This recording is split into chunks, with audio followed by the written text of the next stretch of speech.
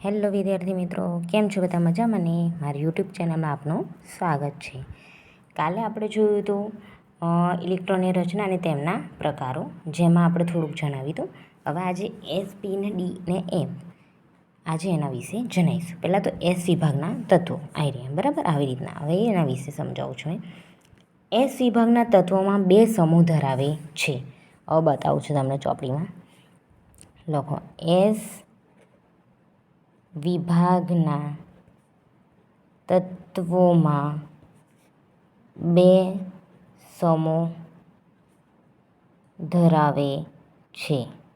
દેખાય છે ને બધાને? જો એસ વિભાગનો તત્વ આવ્યો કોષ્ટક, બે સમૂહ ધરાવે, પહેલું અને બીજું, બરાબર? આ બે સમૂહ ધરાવે છે. હવે આગળ સમૂહ 1 અને સમૂહ 2, જેમ દર્શાય એમ. સમૂહ 1 અને સમૂહ 2, બરાબર? હવે એટલે પહેલો ને બીજો, લિથિયમ, સોડિયમ અને પોટેશિયમ. પછી બેરિલિયમ, મેગ્નેશિયમ અને કેલ્શિયમ, બરાબર? જો હવે સમૂહ 1ના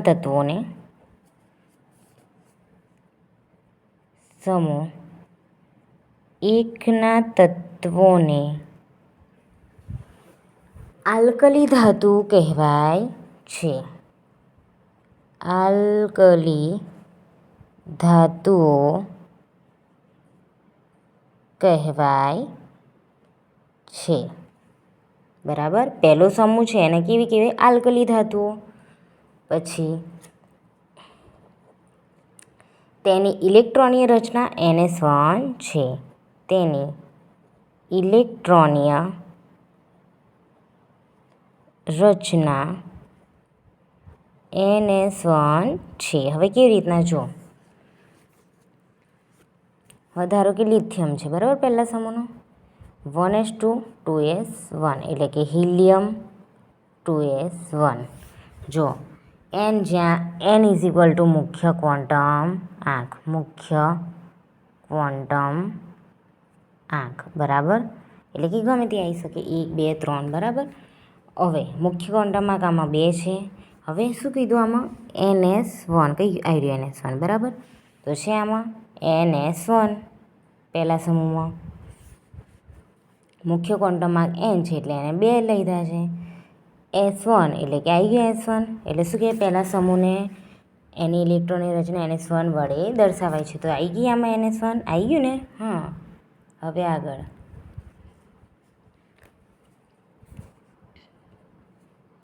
આગળ સમૂહ 2ના, દેખાય છે ને? સમૂહ 2ના તત્વોને આલ્કલાઇન અર્ધધાતુઓ કહેવાય છે, બરાબર? સમૂહ 2ના તત્વોને શું કહેવાય? આલ્કલાઇન અર્ધધાતુઓ, જે પૃથ્વીના પોપડામાં વધારે જોવા મળે છે. અર્ધધાતુઓ એટલે પૃથ્વીના પોપડામાં વધારે જોવા મળે છે, બરાબર? તેની ઇલેક્ટ્રોનીય રચના NS2 છે. તેની ઇલેક્ટ્રોનીય રચના NS2 છે. જો બીજા સમૂહમાંથી આપણે લઈએ બેરિલિયમ, બરાબર? બેરિલિયમ લઈએ છીએ તો બેરિલિયમ 1s2 2s2, આને લખાય હિલિયમ 2s2. તો જો NS2, બરાબર? ત્યાં એટલે કે 2 આવી ગયા. S2 આવી ગયો. S2 મુખ્ય ક્વોન્ટમ આંક એટલે કે 1 2 3 4 ગમે તે આવી શકે, પણ પાછળ શું આવવું જોઈએ? S2. તો આમાં છે S2. સમૂહ 2ના તત્વોની ઇલેક્ટ્રોનની રચના કઈ? S2, બરાબર? NS2. હવે આગળ લખો એસ વિભાગના તત્વો સક્રિય ધાતુઓ છે. ઓકે, આ તત્વો કેવા છે? સક્રિય ધાતુઓ. તેની આયનીકરણ એન્થાલ્પીનું મૂલ્ય નીચું હોય છે. એની આયનીકરણ એન્થાલ્પીનું મૂલ્ય કેવું હોય? નીચું હોય. હવે આગળ, તે સરળતાથી એક ઇલેક્ટ્રોન ગુમાવે છે અને 1+ આયન બનાવે છે. હવે 1+ આયન કઈ રીતના બનાવે? જો ધારો કે સોડિયમ છે, બરાબર, એક ઇલેક્ટ્રોન ગુમાવે છે અને શું બનાવે? Na+1, બરાબર, આવી રીતના. હવે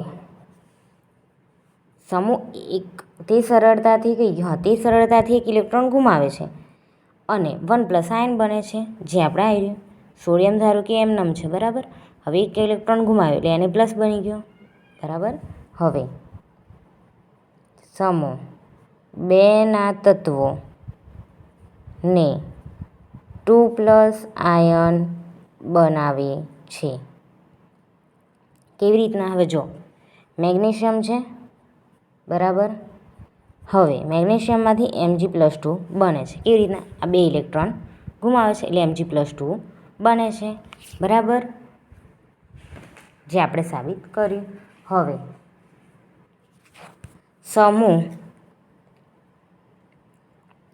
સમૂહમાં ઉપરથી નીચે જતા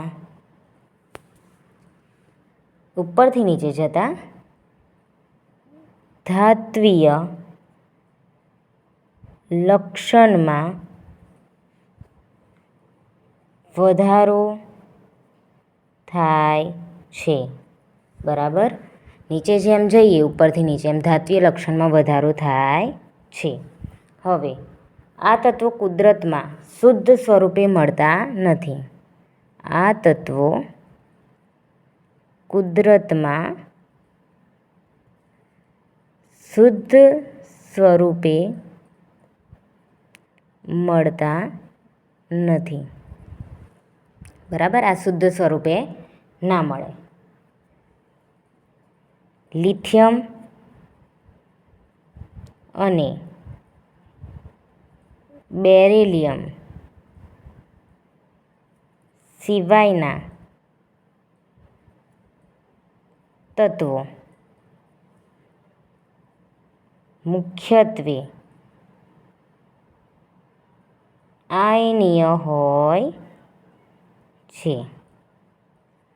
લિથિયમ અને બેરિલિયમ સિવાયના તત્વો, લિથિયમ અને ખાલી બેરિલિયમ, આ 2 સિવાયના તત્વો શું હોય છે? આયનીય હોય છે, બરાબર. હવે તમે કોષ્ટક તો જુઓ ને, એટલા માટે લખી લો કે સમૂહ 1ના તત્વો લિથિયમ, સોડિયમ, પોટેશિયમ, રૂબેરિયમ, સીઝિયમ, ફ્રાન્સિયમ, બરાબર. સમૂહ 2ના તત્વો